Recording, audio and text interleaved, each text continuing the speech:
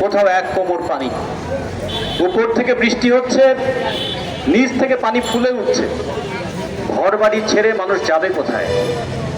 যাওয়ার কোনো জায়গা নাই। আশ্রয় কেন্দ্রগুলো পরিপূর্ণ, স্কুল কলেজ সেখানেও ঠাঁই নাই। আমরা দেখেছি মন্দিরে গিয়ে মানুষ আশ্রয় নিয়েছে, মসজিদে গিয়ে মানুষ আশ্রয় নিয়েছে, কিন্তু আশ্রয় না হয় নিল, খাবার আসবে কোত্থেকে? সন্তান যে অল্প বয়সী শিশু, তার শিশু খাদ্য কোথায়? কিংবা আমাদের মেয়েদের জন্য তাদের যে স্যানিটারি প্যাড লাগে সেটা সরবরাহ করবে কে? আমাদের সন্তান সম্ভব যে মা নিজে বাঁচবে নাকি তার পেটের সন্তানকে রক্ষা করবে? আমাদের দেশের যে বৃদ্ধ মানুষ, শরীরটা অচল হয়ে গেছে, সেই মানুষটাকে কে আশ্রয় দেবে, কে রক্ষা করবে? ফলে একটা সামগ্রিক বিপর্যয়ের মধ্যে পড়েছে বাংলাদেশ। আমরা বাংলাদেশের সমাজতান্ত্রিক দল বাসদের পক্ষ থেকে এইটাকে একটা দুর্যোগপূর্ণ সময় হিসাবে ঘোষণা করে, দুর্গত অঞ্চলকে উপদ্রুত অঞ্চল ঘোষণা করে অতি দ্রুত ত্রাণ তৎপরতা, উদ্ধার কাজ এবং পরবর্তীতে পুনর্বাসনের জন্য দাবি জানার জন্য এখানে দাঁড়িয়েছি। আমরা একটা কথা বলতে চাই, এই যে বন্যা হলো, সব কি প্রকৃতির কারণে হয়েছে? মানুষের লোভ, মানুষের দুর্নীতিকে সঙ্গে যুক্ত নয়। আপনারা জানেন যে আমাদের এই অঞ্চলটা সবসময় বৃষ্টিপ্রবণ অঞ্চল। আষাঢ় শ্রাবণ ভাদ্র মাসে বৃষ্টি হয়। এই আষাঢ় শ্রাবণ ভাদ্র মাসে বৃষ্টি হওয়ার ক্ষেত্রে আবহাওয়াগত দিক থেকে তারা চারটা কারণের কথা বলে। গোটা দুনিয়াব্যাপী একটা কারণ পরিবেশ বিপর্যয়ের জন্য, সেটাকে বলা হচ্ছে এল নিনো। আবহাওয়াটা আগের মতো নাই। কখনো কখনো হঠাৎ বেশি গরম পড়ে, কখনো হঠাৎ বেশি শীত হয়, কখনো হঠাৎ বরফ গলা পানি নেমে আসে। গোটা পৃথিবীর মানচিত্রটা যেন টালমাটাল হয়ে যাচ্ছে মানুষ এই প্রকৃতিকে ধ্বংস করার কারণে।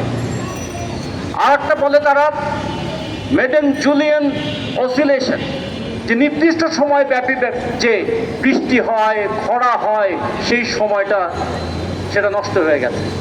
এখন বৃষ্টির সময় বৃষ্টি হয় না, খরার সময় খরা হয় না, শীতের সময় শীত হয় না। এবং তারপরে আমরা দেখেছি হিট স্ট্রিম একটা, এবং তারপরে মৌসুমি বায়ু। এই চারটা কারণের জন্য বলছে যে আমাদের এখানে বৃষ্টিপাতের পরিমাণ বেড়ে গেছে। কি পরিমাণ বেড়েছে হিসেবটা দেখেন।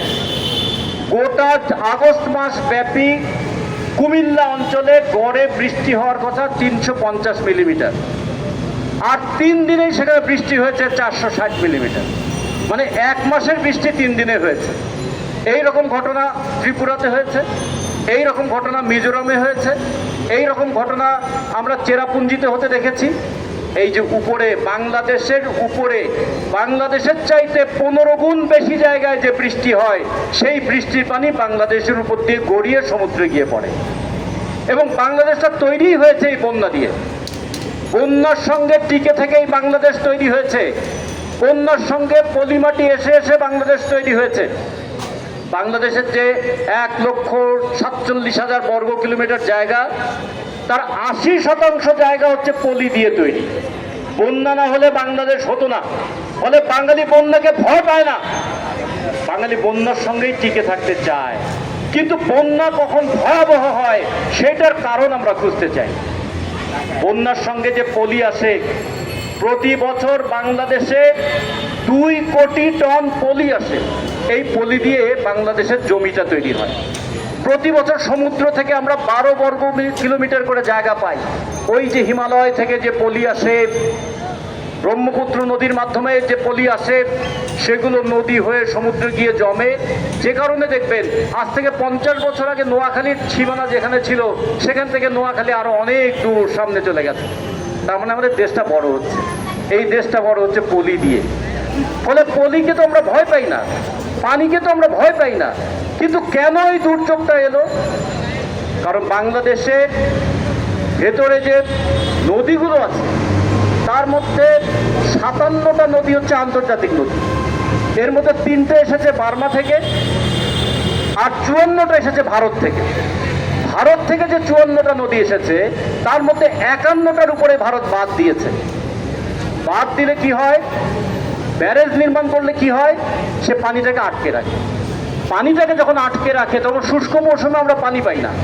শুষ্ক মৌসুমে পানি না পেলে যে পলিটা আসে, এই পলিটা তো আর সমুদ্রে যেতে পারে না, সেটা নদীর বুকের মধ্যে জমা হয়ে থাকে, ফলে পানি ধারণ ক্ষমতাটা কমে যায়।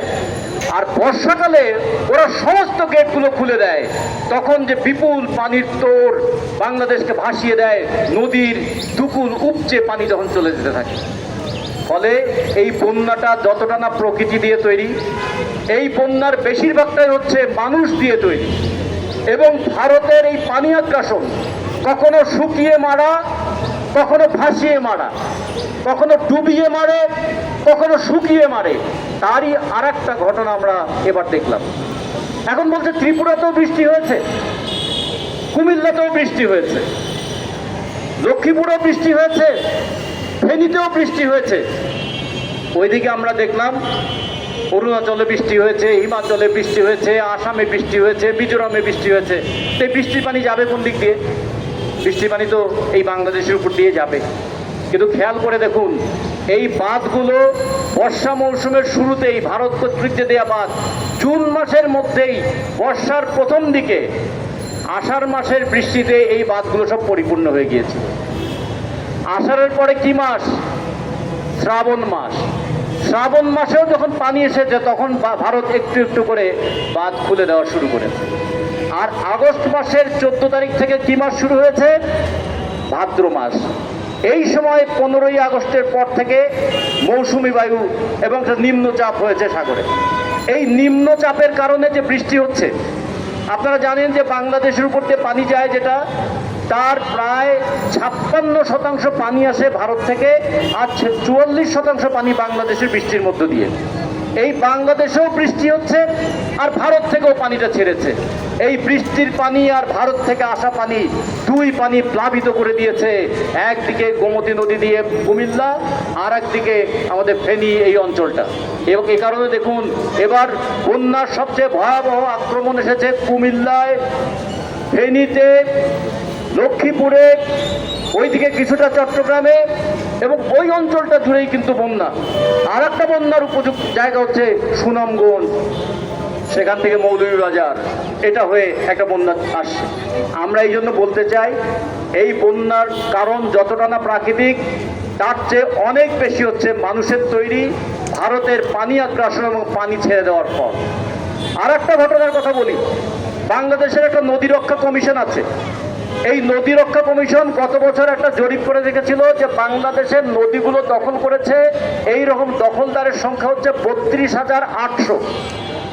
বাংলাদেশের 32,800 মানুষ নদীকে দখল করে রেখেছে।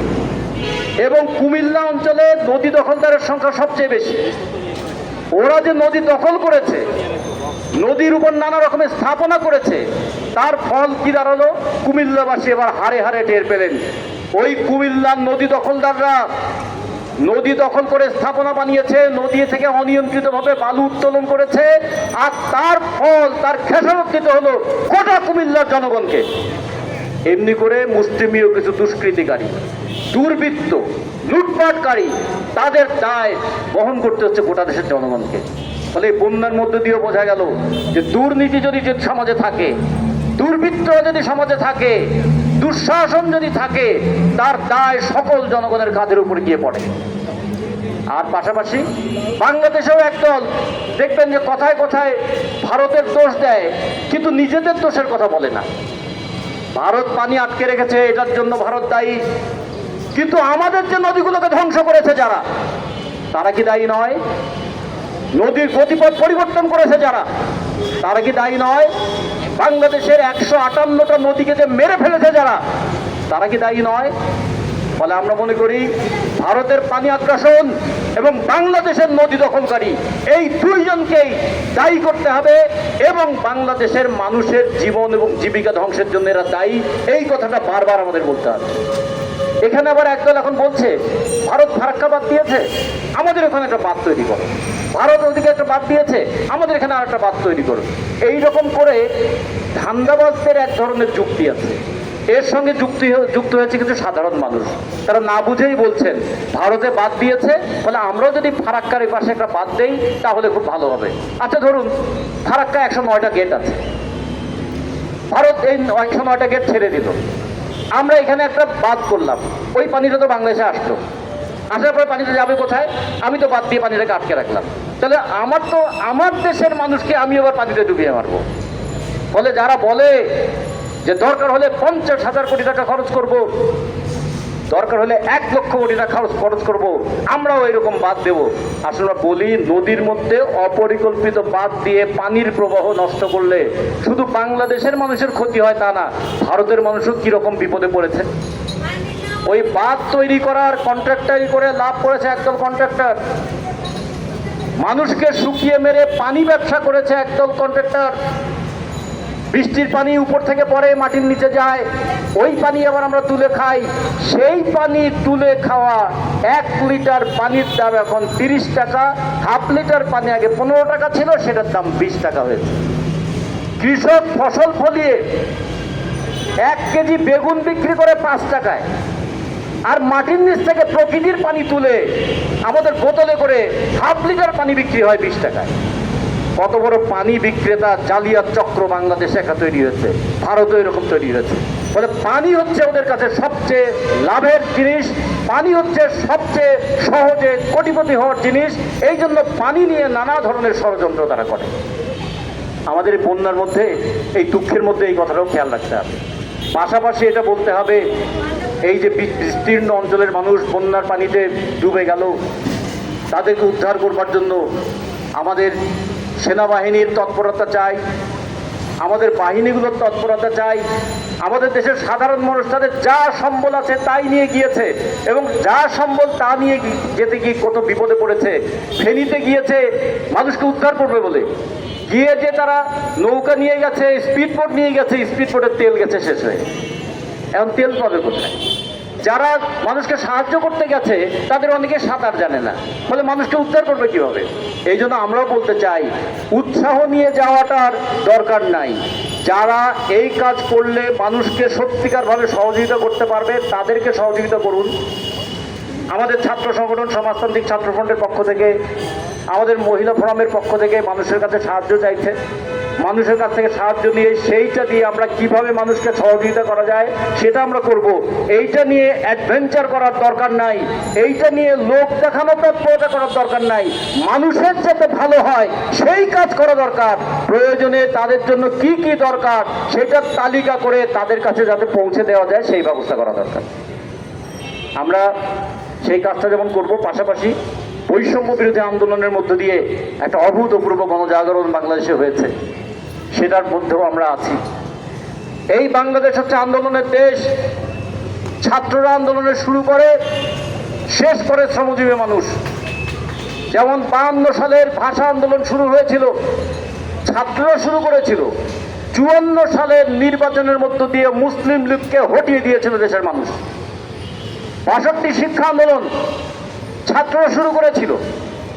69-এর গণ অভ্যুত্থানে ছাত্র, শ্রমিক, কৃষক মিলে ওই অভ্যুত্থানের মধ্য দিয়ে আইয়ুব খানকে পরাজিত করেছে। এরশাদের বিরুদ্ধে ওই 83-র মধ্য ফেব্রুয়ারি আন্দোলন ছাত্ররা শুরু করেছিল। আর ডাক্তার মিলনের রক্তদানের মধ্য দিয়ে 1990 সালের 4 ডিসেম্বর এদেশের ছাত্র, শ্রমিক জনতা এরশাদকে বিদায় করে দিয়েছিল। বারবার আন্দোলনের শুরু করে ছাত্ররা, কিন্তু যখন ছাত্রদের সঙ্গে শ্রমিক এসে যুক্ত হয়, ছাত্রদের সঙ্গে কৃষক এসে যুক্ত হয়, ছাত্রদের সঙ্গে মায়েরা এসে যুক্ত হয়, ছাত্রদের সঙ্গে আমাদের সাধারণ মানুষ যখন যুক্ত হয়, তখন সেই আন্দোলনটা গতি পায় এবং সেই আন্দোলনের মধ্যে দিয়ে একটা সাময়িক সাফল্য আসে। এবারও আমরা সেই সাফল্যের একটা চিত্র দেখেছি। 1990 সালে ডাক্তার মিলনের মৃত্যুর মধ্য দিয়ে যে এরশাদের শেষ বিদায় ঘণ্টা বেজেছিল, এইবারও ওই স্বৈরাচারী আওয়ামী সরকারের বিদায় ঘণ্টা বাজিয়ে দিয়েছিল ওই রংপুরের সাইড। ওই মৃত্যুর মধ্য দিয়ে তার বিদায় ঘণ্টা বেজে গেল। এরপরে এই যে হাজার হাজার লক্ষ লক্ষ মানুষ রাস্তায় নামলো, পুলিশ এক সময় হতাশ হয়ে বলছে যে এত গুলি করি, এত মরে, কিন্তু মানুষ তো সরে না। কারণ মানুষ মরতে মরতে মরণকে ভয় করা ভুলে গিয়েছিল। এই রকম মানুষ যখন লড়েছে, এই আন্দোলনে 67 জন শিশু মৃত্যুবরণ করেছে। ভাবা যায় এই 67 জন শিশুর মধ্যে বেশিরভাগই হচ্ছে শ্রমজীবী শিশু। বাবা মা গরিব, পেটের দায়ে হোটেলে কাজ করে, রিক্সার গ্যারেজে কাজ করে, মোটর মেকানিকের কাজ করে, বাসের হেল্পারের কাজ করে। এই ছেলেরা, বাচ্চা ছেলেরা অকাতরে জীবন দিয়েছে। এই আন্দোলনে যে বাচ্চা এখনো স্কুলে যায় নাই, বাবার কোলে, ওই রিয়া গো বাবার কোলে বসে জীবন দিয়েছে। এই আন্দোলনে মায়েরা জীবন দিয়েছে, সন্তানকে নিরাপদে রেখে জানলা দিয়ে বাইরে উকি দিতে গিয়েছে, পুলিশের গুলিতে সেই মা জীবন দিয়েছে। এই আন্দোলনে বাবারা জীবন শুধু দেয় না, ইতিহাস তৈরি করেছে। ওই রিক্সা চালকের গল্প শুনলেন, এক রিক্সা চালক শুনেছে যে কাজলার ওখানে ব্যাপক গোলাগুলি হয়েছে, ওখানে অনেকে পড়ে আছে, লাশ নিয়ে যাওয়ার কেউ নাই। সে তখন রিক্সা নিয়ে সেখানে গিয়ে একটা লাশকে নিয়ে যখন মেডিকেলে আসলো, এসে দেখে সেই লাশ আর কেউ নয়, সে হচ্ছে তারই সন্তান। এই বাবার দুঃখ বেদনা সব ভুলে গেল কখন? যখন 5ই আগস্ট ওই শেখ হাসিনা শুধু পদত্যাগ নয়, দেশ ত্যাগ করলো, তখন বাবা মনে করলো আমি আমার সন্তান হারিয়েছি। এইরকম শত শত বাবা মা তাদের সন্তান হারিয়েছে, কিন্তু যে আমার সন্তানের হত্যাকারী তাকে তো দেশ থেকে পালাতে বাধ্য করেছি। আমরা কত গল্প শুনেছি, তাদের অত্যাচার দেখেছি, তাদের অহমিকা দেখেছি, মানুষকে অপমান করা দেখেছি। এর বিরুদ্ধে মানুষ যে ধীরে ধীরে তার পুঞ্জীভূত ক্ষোভ, সেই ক্ষোভের বহিঃপ্রকাশ ঘটিয়েছিল আন্দোলনের মধ্য দিয়ে। যে কারণে আইয়ুব খান আন্দোলনের মধ্য দিয়ে পদত্যাগ করেছে, কিন্তু দায়িত্ব দিয়েছিল ইয়াহিয়া খানকে। এরশাদ অভ্যুত্থানের মধ্য দিয়ে পদত্যাগ করেছিল, কিন্তু দায়িত্ব দিয়েছিল পরবর্তীতে তত্ত্বাবধায়ক সরকারের কাছে, প্রথমে ভাইস প্রেসিডেন্ট এবং তারপরে তত্ত্বাবধায়ক সরকারের কাছে। আর এইবার মানুষকে অপমান করা, অপদস্থ করা, মানুষের উপর নিপীড়ন চালানোর এমন প্রতিশোধ মানুষ দিয়েছে, শুধু পদত্যাগ নয়, দেশত্যাগ করতেও বাধ্য হয়েছে তারা।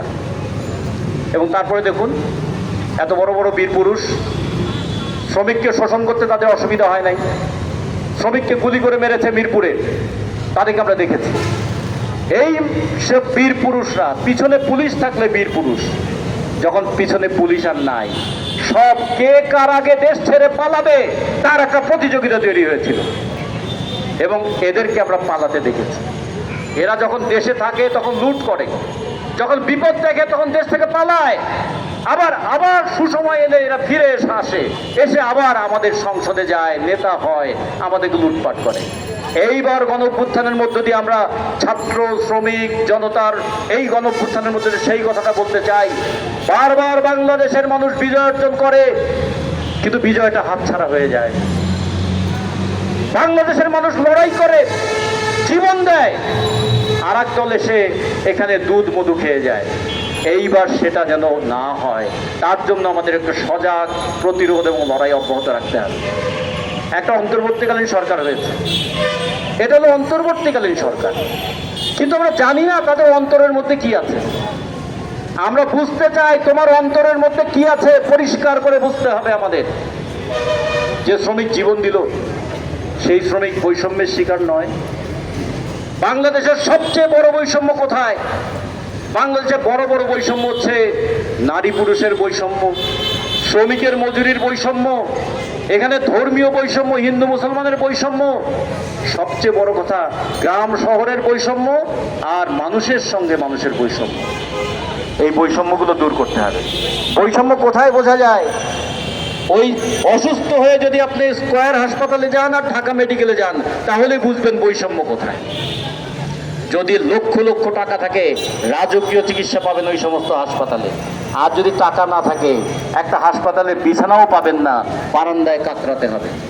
অসুখ তো সবার, টাকা নাই বলে চিকিৎসা সবার নয়। সন্তানকে তো লেখাপড়া করাতে চায় সবাই, টাকা নাই বলে সন্তানকে লেখাপড়া করাতে পারে না। বাবা মার প্রতি সবারই তো একটু শ্রদ্ধা ভালোবাসা থাকে। রোজগার করতে পারে না বলে বৃদ্ধ বাবা মাকে বুড়ো বয়সে কেউ দেখে না। আর সংসারে শ্রম দেয়, কারখানায় শ্রম দেয়, রাস্তায় চলতে গিয়ে প্রতিনিয়ত হয়রানির মুখোমুখি হয় যে নারীরা। তারা বলে এই সমাজের মানুষ সমাজের কাছে আমার সম্মানও নাই, মর্যাদাও নাই। বৈষম্যের বাপের সম্পত্তিতে সমান অধিকার নাই, সমাজের মধ্যেও মর্যাদা নাই। ফলে এই যে কত জায়গায় যে আমাদের বৈষম্য আছে, শুধু ধর্মের কারণে মানুষ কত বৈষম্যের শিকার হয়। বন্যার পানি যখন এলো, বন্যার পানি কি হিন্দু মুসলমান ভেদ করেছে? বৃষ্টি যখন হয় হিন্দু মুসলমানের মধ্যে ভেদাভেদ করে? গরম যখন লাগে হিন্দু মুসলমান নারী পুরুষের ভেদাভেদ করে? ফলে প্রকৃতিতে এই ধরনের বৈষম্য নাই, কিন্তু সমাজে এরা এরকম নানা ধরনের বৈষম্য তৈরি করে রেখেছে। আজকে যখন মন্দির খুলে দেওয়া হলো দুর্গত মানুষকে আশ্রয় দেওয়ার জন্য, মসজিদ খুলে দেওয়া হলো দুর্গত মানুষের আশ্রয় দেওয়ার জন্য, সেইখানে কি মানুষের প্রতি মানুষের কোনো বৈষম্য আছে? নাই। কিন্তু প্রতিদিন প্রতিনিয়ত এই সমাজের মধ্যে আমরা বৈষম্য দেখি। ফলে বৈষম্য বিরোধী ছাত্র আন্দোলনে শ্রমিক, কৃষক, ছাত্র, নারী, এমনকি যে বাবা মা ছেলে মেয়েকে বলতো বাবারে আর যাই করিস রাজনীতি করিস না, সেই বাবা মাও ছেলে মেয়ের হাত ধরে আজকে মিছিলে নিয়ে এসেছে। কিন্তু ইতিমধ্যেই দেখেন ষড়যন্ত্র শুরু হয়েছে। যে রাজনৈতিক চিন্তা দিয়ে ফ্যাসিস্ট আওয়ামী লীগকে পরাজিত করা হলো, ক্ষমতায় যারা বসেছেন তারা ইতিমধ্যে আওয়াজ দেওয়া শুরু করেছেন যে ছাত্রদের রাজনীতি বন্ধ করে দিতে হবে। কেন? যাতে ওরা সচেতন হতে না পারে। এরপরে আসবে শ্রমিকদের রাজনীতি বন্ধ করে দিতে হবে। তোমাদের তো জন্মই হয়েছে খাটার জন্য, তোমাদের আবার রাজনীতি কি? রাজনীতি তো ক্ষমতাতে যাবে টাকাওয়ালারা, তুমি শ্রমিক কেন আবার রাজনীতি নিয়ে ভাবতে? বলে শ্রমিকের রাজনীতিও বন্ধ করে দেবে। ফলে নতুন ধরনের একটা ষড়যন্ত্র আসছে, রাজনীতির উপর আক্রমণ। কিন্তু রাজনীতি আমাকে শত্রু চিনতে শেখায়, রাজনীতি আমাকে বন্ধু চিনতে শেখায়, রাজনীতি আমাকে শেখায় প্রতিটা পয়সা যে আমি ট্যাক্স হিসেবে দেই, আমার ট্যাক্সের টাকা কারা লুটপাট করে। এবং সেখানে আরো দুটো জিনিস আমরা ঘটনা দেখছি। দরবেশ নামে বাংলাদেশে একজন খুব খ্যাত ছিলেন। সেই দরবেশ, তাকে গ্রেপ্তার করা হলো কিসের জন্য? তিনি নাকি খুন করেছেন। আরে তাকে তো গ্রেপ্তার করা দরকার ছিল শেয়ার বাজারের কেলেঙ্কারির জন্য। তাকে তো গ্রেপ্তার করা দরকার যে বাংলাদেশের মানুষের পকেট এবং ব্যাংক খালি করে দিয়েছে এই অপরাধে। আমরা শেখ হাসিনার বিরুদ্ধে একের পর এক মামলা দেখছি, কি খুনের মামলা। আরে তার বিরুদ্ধে তো মামলা করা উচিত ক্ষমতায় থেকে দুর্নীতিবাজদেরকে আশ্রয় দিয়েছে, প্রশ্রয় দিয়েছে এবং তাদেরকে পৃষ্ঠপোষকতা করেছে। এই ক্ষমতায় থেকে সে শপথ ভঙ্গ করেছে। সে বলেছিল শপথ নিয়ে যে আমি রাগ, অনুরাগ বা বিরাগের বশবর্তী হয়ে কোনো কাজ করব না। আর সে বলেছে আমি বিরক্ত হয়ে আমি কোটা বাতিল করে দিয়েছি। তার মানে তুমি শপথ ভঙ্গ করেছিলে। এমনি করে যে অপরাধ করেছে, আইনমন্ত্রী আইনের ভুল ব্যাখ্যা করেছে, অপব্যাখ্যা করেছে, তার জন্য তার গ্রেপ্তার হওয়া দরকার। তা না করে তাকে খুনের মামলার আসামি করা হচ্ছে। আমরা মনে করি যার যে অপরাধ তাকে সেই শাস্তি পেতে হবে। অপরাধের শাস্তি না পেলে অপরাধীরা আরো বেপরোয়া হয়ে যায়। সেগুলো যেমন করতে হবে, পাশাপাশি ওই দুর্নীতিবাজ যারা দুর্নীতি করেছে, খাট দখল, বাজার দখল, ইজারা দখল করে, ইজারা নিয়ে দখল করেছে যারা, আজকে দেখি তারা ক্ষমতা থেকে পালিয়ে যাওয়ার সাথে সাথে আর এক দল গিয়ে আবার ওই হাট ঘাট ইজারা দখল করার চেষ্টা করলো। আমরা তো এক দখলবাজকে সরিয়ে আর এক দখলবাজকে আনবার জন্য আমার ছেলে জীবন দেয় নাই। এক দখলবাজকে সরিয়ে আর এক দখলবাজকে ক্ষমতায় বসাবার জন্য আমার ওই ছোট ভাই তো চোখ হারায় নাই, আমার ওই শ্রমিক ভাই তো পা হারায় নাই এক দখলবাজের পরিবর্তে আর এক দখলবাজকে বসাবার জন্য। ফলে দখলবাজি বন্ধ করতে হবে, এই দাবিতেও আমাদের আন্দোলনটা অব্যাহত রাখতে হবে। আর পাশাপাশি আমরা মনে করি একটা জবাবদিহির ব্যবস্থা করা দরকার। পুলিশ বাহিনীর সদস্য সংখ্যা 2,12,000, কিন্তু সব পুলিশ পালিয়ে গেল কেন? কারণ পুলিশ বাহিনীর কিছু কর্মকর্তারা এত দুর্নীতি করেছে, এত নিপীড়ন করেছে, এরা কিন্তু পুলিশ বাহিনীর সাধারণ সদস্যদের উপরে নিপীড়ন করেছে। গিয়ে দেখুন আপনার রাজারবাগ পুলিশ ব্যারাকে একজন সাধারণ সিপাহী কি খায়, কোথায় ঘুমায়, কতক্ষণ ডিউটি করে। আমরা বাসনের পক্ষ থেকে সাধারণ সিপাহীদের পক্ষেও ছিলাম।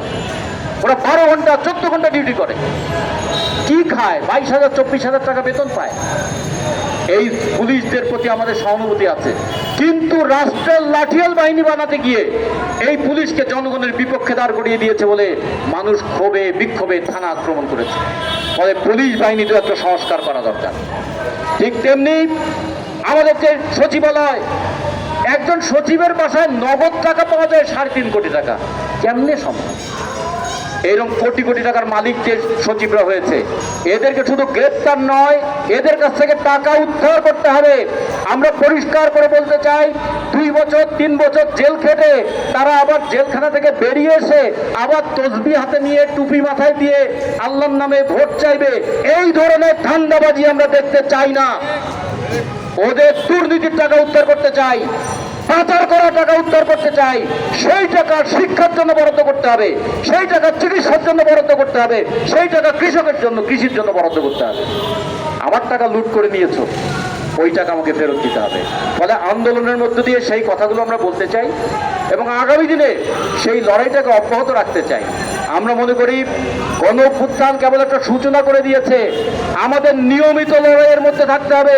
যেখানেই দুর্নীতি তার বিরুদ্ধে প্রতিবাদ, যেখানেই দুঃশাসন তার বিরুদ্ধে প্রতিরোধ, যেখানেই গণতন্ত্রহীনতা সেখানেই তার বিরুদ্ধে লড়াই, যেখানে রাজনীতিকে কলুষিত করতে চায় তার বিরুদ্ধে নীতি নৈতিকতা নিয়ে আন্দোলনের মাঠে থাকা।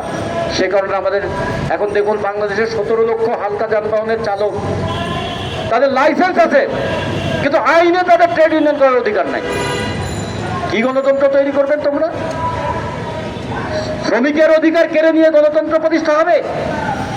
ছাত্র অধিকার কেড়ে নিয়ে গণতন্ত্র প্রতিষ্ঠা হবে? আমরা মনে করি শ্রমিকের অধিকার, ছাত্রের অধিকার যারা কেড়ে নিতে চায় তারা যত মিষ্টি কথাই বলুক, তারা হচ্ছে প্রকৃত গণতন্ত্রের দুশ্মন। এর বিরুদ্ধে আমাদের কার্যকর প্রতিরোধ করে তুলতে হবে। আগামী দিনে সেই প্রতিরোধে আমরা থাকবো। বানভাসী মানুষের পাশে যেমন দাঁড়াবো, শুধু তাদের ত্রাণ নয়, তাদেরকে বন্যার হাত থেকে পরিত্রাণ দেওয়ার জন্য নদী দখলকারী এবং পানি যারা আগ্রাসনকারী তাদের বিরুদ্ধে আমাদের প্রতিবাদ অব্যাহত রাখতে হবে। দুর্নীতিবাদকে শুধু গ্রেপ্তার নয়, দুর্নীতির টাকা ফেরত আনতে হবে। ফ্যাসিস্ট সরকারকে শুধু পদত্যাগ এবং দেশত্যাগ করানো নয়, ফ্যাসিবাদী ব্যবস্থা যেভাবে চালু থাকে সেই আইন কানুন সেগুলো বন্ধ করতে হবে। পাশাপাশি ছাত্রদের প্রতি আবেদন জানাই, আজকে আপনাদের উপর ভরসা করে দেশের মানুষ হাজারে হাজারে কাতারে কাতারে নেমেছে। আপনারা পথভ্রষ্ট হবেন না। আপনারা বিভিন্ন জায়গায় আপনারাও এইরকম কোনো দুঃশাসকের ভূমিকা অবতীর্ণ হবেন না। আপনারা এক দখলবাজকে তাড়িয়ে আর এক দখলবাজের ভূমিকা অবতীর্ণ হবেন না। শিক্ষা প্রতিষ্ঠানে আমরা অনেক ঘটনা দেখছি, ওই শিক্ষক হয়তো তিনি অপরাধ করেছেন, কিন্তু অপরাধ করেছেন বলে তাকে চড়থাপ্পড় মারা, তাকে অপমান করা, এটা কিন্তু ছাত্রদের জন্য ভালো নয়। তার অপরাধের জন্য তার শাস্তি চান, তার অপরাধের জন্য তাকে বিচারের কাঠগড়ায় দাঁড় করান, কিন্তু একজন প্রিন্সিপালকে ঘাড় ধরে তার পদত্যাগপত্রে সই করানো, এইটা কিন্তু কোনো ভালো কাজ নয়। আর একদিকে ডাক্তাররা একদিন সাচিব দখল করে রেখেছিল আওয়ামী লীগাররা, এখন কি ট্যাব এসে সেটা দখল করবে? এমনি করে কৃষিবিদ ইনস্টিটিউশন, এমনি করে ইঞ্জিনিয়ার্স ইনস্টিটিউশন দখলের পাল্টা দখল কি চলতে থাকবে? এটা চললে কিন্তু গণ অভ্যুত্থানের চেতনাটা নষ্ট হয়ে যাবে। ফলে সেই চেতনাটা রক্ষা করবার জন্য মাঠের আন্দোলনে আমরা সবাই অব্যাহত রাখবো, নিজেদের উপস্থিতিটা রাখবো। দুর্গত মানুষের পাশে যেমন দাঁড়াবো, তেমনি দুর্নীতিবাজদেরকেও রুখে দাঁড়াবো। একদিকে বানভাসী মানুষের জন্য আমাদের প্রাণ যেমন কাঁদে, আর একদিকে দুঃশাসন যারা চালায় তাদের বিরুদ্ধে ঘৃণা যেন আমাদের থাকে। সেই সংগ্রামে আপনারা সবাই থাকবেন, এই কথা বলে আপনাদের সবাইকে ধন্যবাদ জানিয়ে আমার বক্তব্য শেষ করছি।